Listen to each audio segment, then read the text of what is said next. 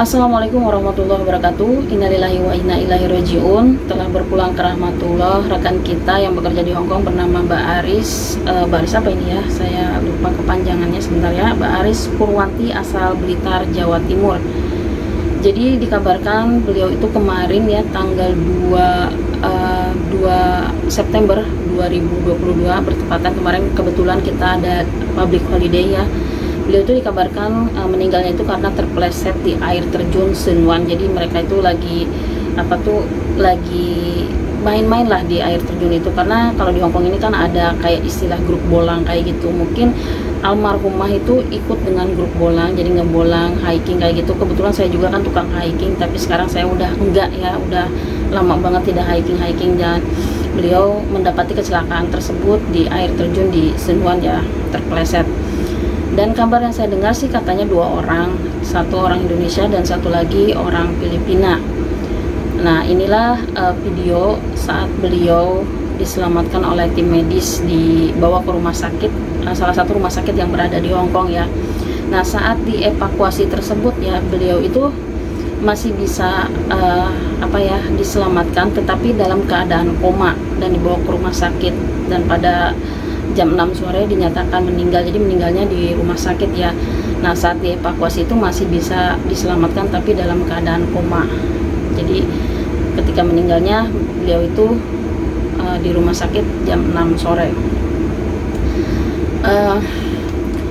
Saya sebenarnya kurang bisa juga ya untuk menyampaikan seperti hal begini gitu di sosial media. Saya di sini sebagai salah satu mungkin rekan yang sama-sama berjuang di negara Hongkong, mengucapkan bela sungkawa yang sedalam-sedalamnya. Mudah-mudahan almarhumah ditempatkan di sisi Allah dan diberikan tempat yang baik di sisi Allah ya, dan semoga bagi keluarga yang ditinggalkannya mereka diberi ketabahan. Amin amin ya robbal alamin. Nah inilah video saat evakuasi ya dilakukan kepada korban-korban, yaitu 2 rekan teman kita yang berada di Hongkong ya, yang kerja di Hongkong, yang satu orang Indonesia, yang satu orang Filipina. Walaupun sampai saat ini ya pihak berwajib itu belum tahu apa sih penyebabnya yang pasti itu. Cuman sekitar perkiraan sih penyebabnya itu karena terpeleset jatuh dari air terjun. Karena biasanya kan air terjun itu ada yang bagian atas.